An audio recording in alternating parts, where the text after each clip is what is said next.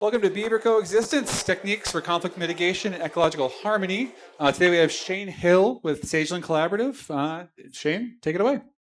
Thank you. Again, my name is Shane Hill. I work for Sageland Collaborative as the Riverscape Restoration Project Manager.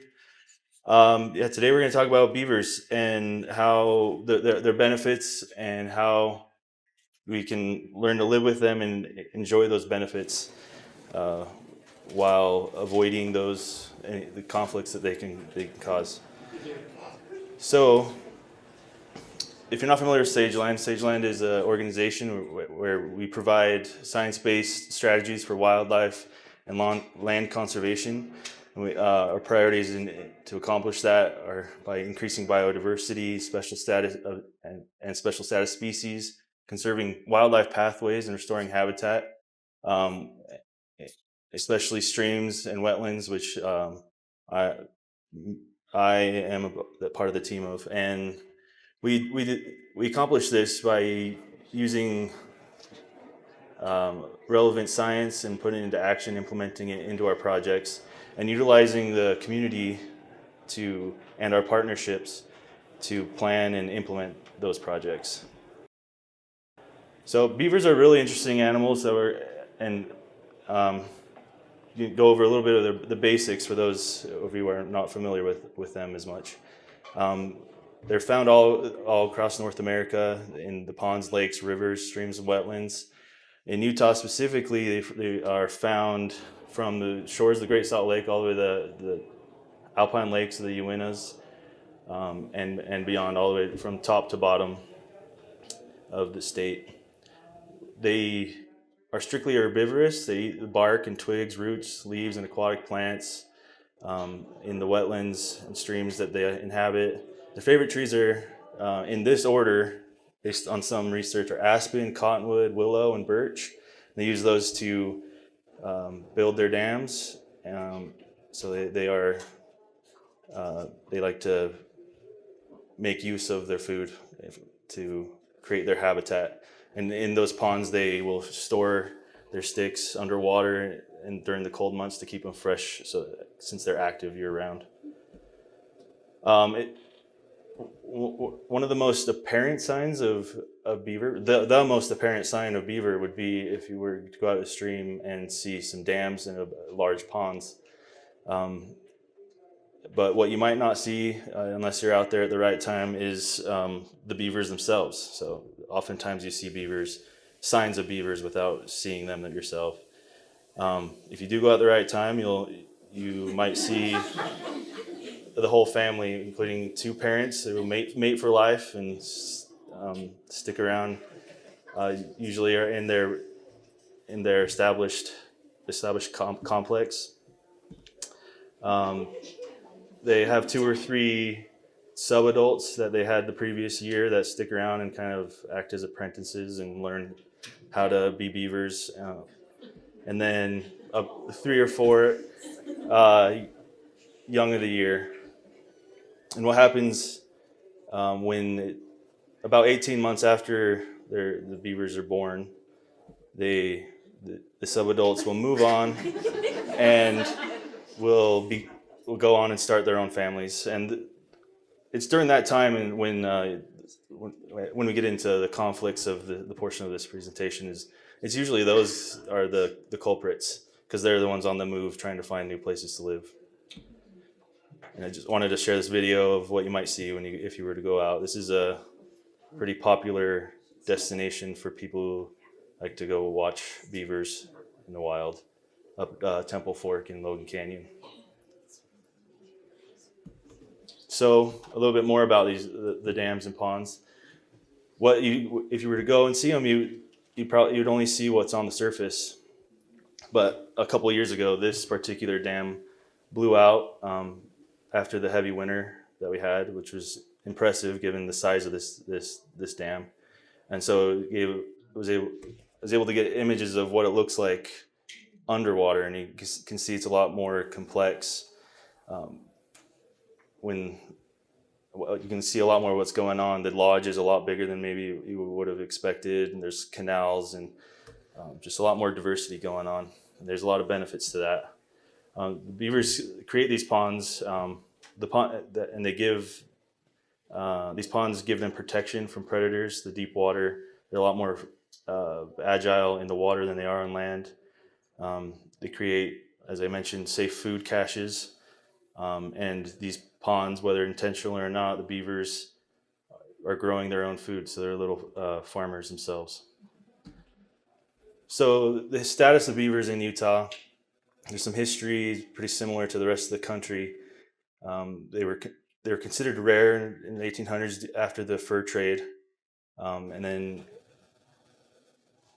this was interesting when I first learned this, that they actually stopped the harvest of them in around 1900, and then eventually some limited live trapping of nuisance beavers was allowed, and even some focused reintroductions into national forest lands in the mid-century. And then around 1960, lethal trapping was reopened, and so recreational trapping for fur and other stuff was allowed. All that being said, with some rebound from the loss of beavers during the fur trade, we're still only about 8 to 17% of statewide capacity. So there are many more miles of streams in Utah that could hold beavers in them. And I believe that number only applies to those areas of streams that there would be potentially no impact or conflict from the beavers. So it could be even more. So why would we want to have beavers in more of our streams? Well, the benefits of wetlands, I'm sure a lot of you are familiar with, are well known, and beavers create and maintain wetlands in basically any part of the watershed. So the more beavers we have, the more wetlands we have, and those beaver maintained wetlands provide many ecosystem services, such as enhancing rangelands due to all of these benefits are due to the dams that they create that will slow the water down, allow it to get back into the groundwater, recharging aquifers, sub-irrigating the valley bottoms so that grass and riparian areas are greener, higher quality forage for livestock and wildlife. It improves water quality again by filtering water and slowing that water down so that we don't have as flashy systems, and which controls erosion, and just they provide the dynamism that is characteristic of a healthy watershed. Also, if our goal is to improve these watersheds, it's a cost-effective approach compared to other heavy-handed approaches out there. So we let the beavers do the work for us. And I wanted to highlight this picture here of kind of the evolution of a stream when the complexity added to it from beavers starts, and if allowed to continue. You can see we start off with a channelized stream. When the dams are added, they move over, kind of go from left to right here on the top. You start to get the valley bottom starts to spread out, and and as it continues, those dams get bigger, and you start getting that infiltration and accumulation of sediment, rebuilding up that valley bottom and that stream channel so it reconnects the floodplains. Another important benefit and service that beavers provide are due to the fact that they're considered ecosystem engineers, kind of second only to humans. They can alter their environment to benefit them, and which also provides a lot of habitat and complexity. So a lot of different species can inhabit their ponds and the areas that they inhabit, and for that reason, they're also considered keystone species. So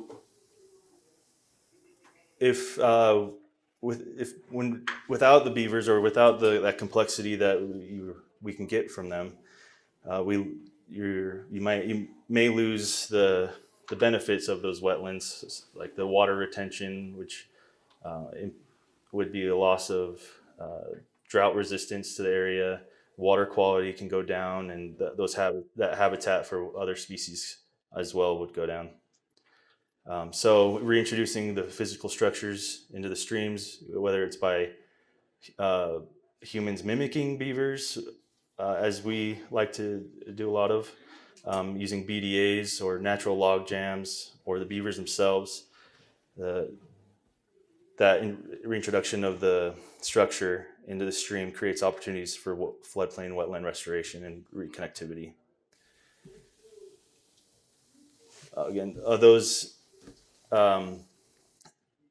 The benefits of beavers is most apparent, I believe, when a fire and their complexes kind of come in contact.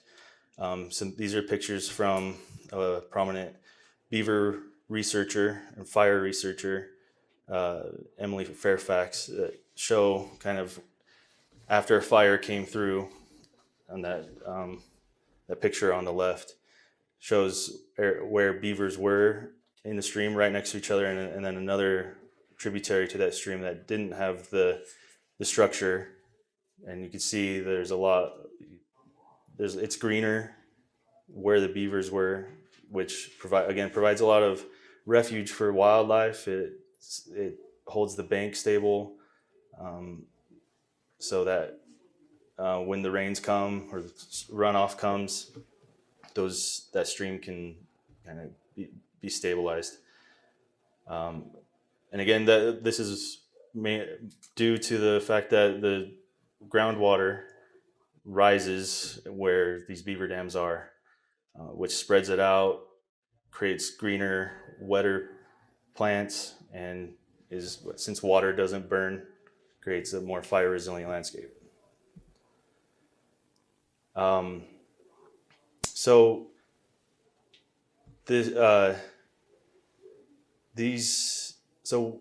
beavers can even though we have all that benefits, those that well-known benefits, scientifically backed benefits of beavers and the wetlands they create, beavers are often considered a nuisance species, and it's not necessarily unwarranted. And I created this little animation to kind of illustrate one of the reasons why beavers are considered nuisances. So after there was a significant loss of the beaver population, the streams became more channelized, and the floodplain, the water's less spread out, and so it created more land for humans to come in, build our roads and our homes, any other sort of infrastructure in the floodplain, in the valley bottoms of these streams. And as beavers do, they move, and eventually could move back in and recreate those wetlands. So this is where that conflict arises. So what we at Sageland and many other restoration practitioners, in order to get the benefits of beavers, are encouraging is a shift in the change of management of beavers and the conflicts that they can have. We can go two different routes here. Like one is kind of the status quo. What's mostly done these days is a short-term solution of lethal trapping, removing the beavers and their dams, which then leads to a loss of the benefits and the riverscape complexity and erosion and loss of wetlands and the wildlife habitat. There's a pretty significant movement in implementing some long-term solutions for these conflicts. And for the rest of this talk, we're gonna cover the coexistence portion of that long-term solution. So we want to keep the beavers where they are. And I want to do a big shout out to a great organization, the Beaver Institute. They run the only professional course and program to certify beaver wetland professionals. So if you're interested or your organization's interested in learning how to coexist with beavers or learn more about beavers, I encourage you to go to this website and you can learn more there. It's readily available to the public of the techniques that I will be covering, but they also can get you certified and really dig deep into how to mitigate beaver conflicts. So what are beaver coexistence strategies? These methods that you can learn from the Beaver Institute. Well, simply they're techniques implemented to avoid the lethal removal of beavers, so that you can prevent those conflicts and damage to infrastructure from the beaver activity. So these techniques allow you to avoid the damage that beavers can cause at the same time as maintaining the benefits that they provide. So these are the common conflicts that we run into, whether you're a private landowner, a Department of Transportation, or land manager, and went too far. The beavers, like I said, they eat trees and the bark from the trees, and they use them in their dams. So they're constantly out there. Even trees they don't necessarily like, they'll cut them down either to sharpen their teeth or to just they need some dam building material, so they'll cut it down, and they'll clog culverts.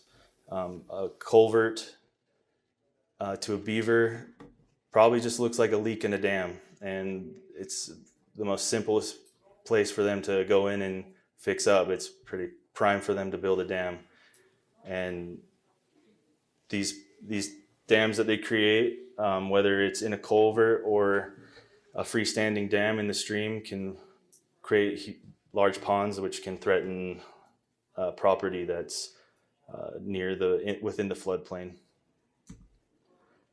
I did want to say, but just because you see a dam or because you see a tree, your trees are starting to be nibbled on, does that necessarily mean that it's a conflict? And I think it all depends on your point of view and what your goals are for the property. Oftentimes, like I said, the subadults are coming through. They're just grabbing a snack and moving on. So just because a tree is starting to get nibbled on doesn't necessarily mean that you're going to have an infestation of beavers.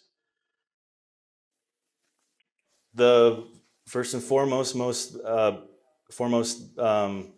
way to avoid these conflicts is to plan ahead and know where you're building your infrastructure and understanding the watershed you're in. Are there beavers nearby? And just prevention is the best method to avoid those conflicts. If you just avoid building in the floodplain and plan ahead for potential beavers in the area. But if you have these issues, as I showed, a lot of our infrastructure and our homes have been built in areas where beavers historically were and their ponds were. So conflicts are inevitable. And I'm going to go over now how to deal with those. Damage. So tree damage, as I said, the beavers will go and chew up the trees. And if you have a tree that it's been there for 50 years, it's valuable to you in one way or another, you might not want that particular tree to be cut down. So this is one of the easiest conflicts or issues that can be dealt with, and it's as simple as wrapping the tree or fencing the tree, and that is a good enough deterrent to keep the beavers away from the tree, from accessing the tree there. but there are some considerations that you need to have. You need to plan for all seasons. Beavers are active in the winter, and if they don't have enough food cached in their pond, they'll be out on top of the snow. So you consider how much snow you have. One of our favorite stories I always tell with this situation is we were out on a stream and we see a beaver chew 15 feet up in the air, and like there's those prehistoric beavers aren't around anymore that are on the table up there. So it's not likely that the beaver was able to just stand up and reach that. So we realized that the snow plowing was creating a mound of snow for the beavers to climb up. And so the next year we went out and we were able to saw where they were active in the winter. You want to use rigid fencing. Beavers are strong. They can, their teeth are strong. And if you don't have strong enough fencing, then they'll chew right through it. And you want to leave space for that tree to grow. If you wrap it too tight, it'll just eventually be incorporated into the tree or end up killing the tree. So you kind of lost the reason why you were wrapping in the first place. Another method is that I haven't done yet, and that it may not be as effective. It's not as long term of a solution, is mixing sand and paint and painting the trunk of the tree. And that seems to be a good enough deterrent temporarily to keep beavers from going after that particular tree. It would require being applied multiple times a year, though, while the fence could last a few years up to a decade, depending on how much activity, how much snow, anything that could happen to it. So next one, how do you address the dammed culverts? This is probably the most common issue that road managers have to deal with. As I said, beavers they see it as a leaky dam and will target that first, and that could lead to significant road damage and erosion, which is a big issue for our Department of Transportation and other land managers. So there are a number of methods in order to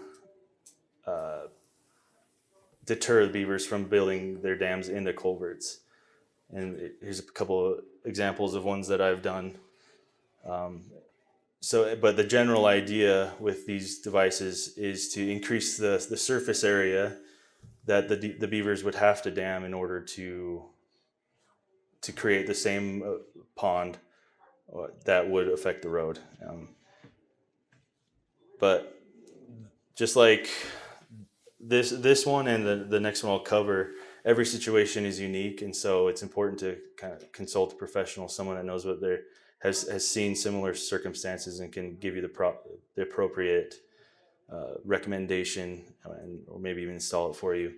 And I definitely want to stress, like, just because you see these pictures or you see the diagrams online, that it's still important to have somebody look at it, because if we want these to work and for their reputation to get to be of high standing, we want them to be installed correctly.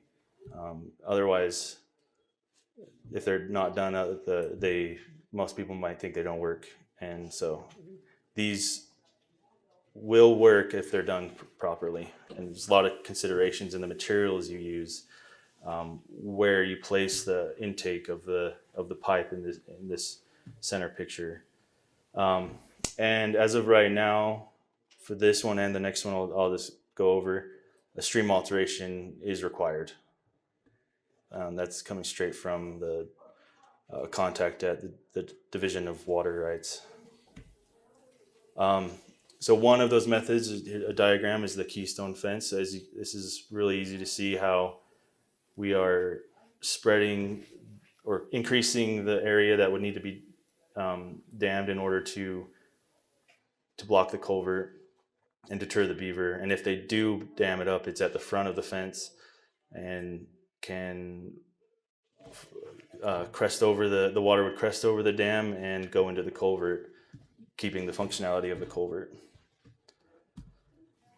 So as I said, beavers they build their dams, and as those dams pond up, they continue. They will dam it up until they'll build on that dam until at least until they have enough water to feel safe, and typically that's about 3 feet of water. So they'll keep on going, and that water will back up and start to flood over and possibly threaten infrastructure, roads, and homes and such. What we use for these is what we call a pond leveler, and the idea behind all these devices is just to hide the flow of the water through the dam. And beavers will, if they can detect the flow, hear it, feel it, they will try to block it. So these are specifically placed in areas to kind of hide the flow, using certain materials that are less quiet with the water running through it. And here's kind of a diagram of that.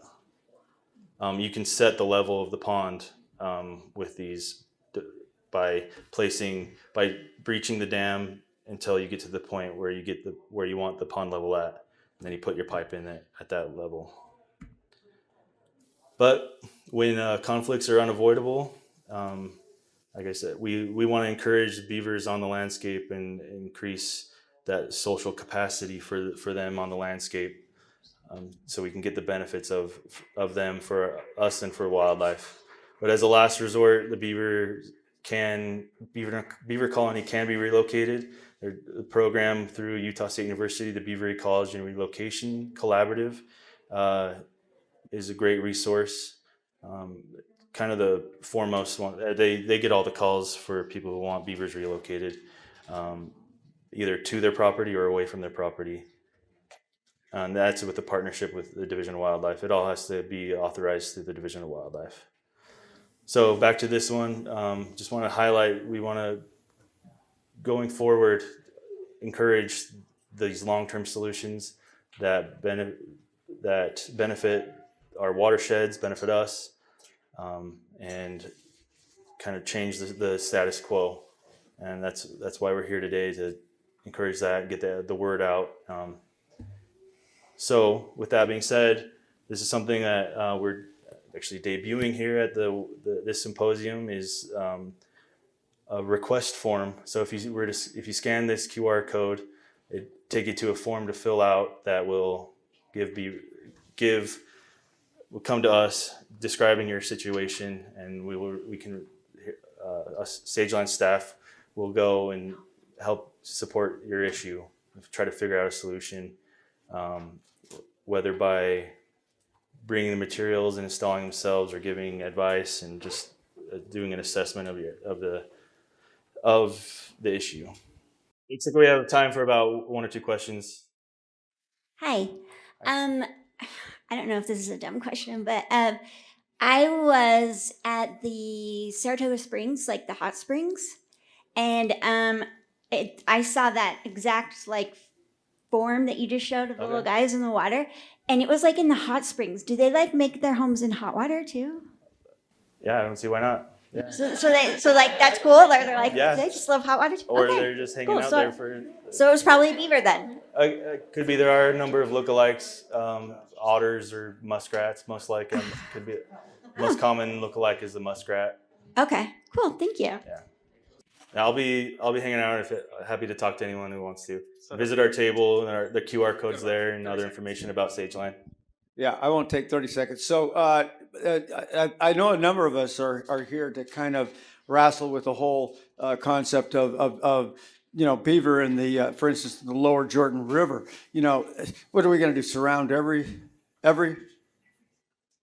tree with chain link fence, and so there are those, and to try to move those beaver is just so expensive, and to try to live trap them and all that and move them. It's not that I disagree with anything you've said. It's just been awesome. So I appreciate you, man. But could you address that a little bit? We just ran out of time, but No, yeah, there are definitely situations where like it might not be feasible to do all this work, but what we're trying to do is just get the resources in order to address all those issues, working with the state and other partners to get all that out. But yeah, I think every situation has at least some possibility of being addressed and fixed to maybe the Jordan River where people have built might not be a place where we can do all this work, but the relocation, again, getting resources from the state in order to relocate them is what we'd like to see more of. All right, let's give Shane one last round of applause.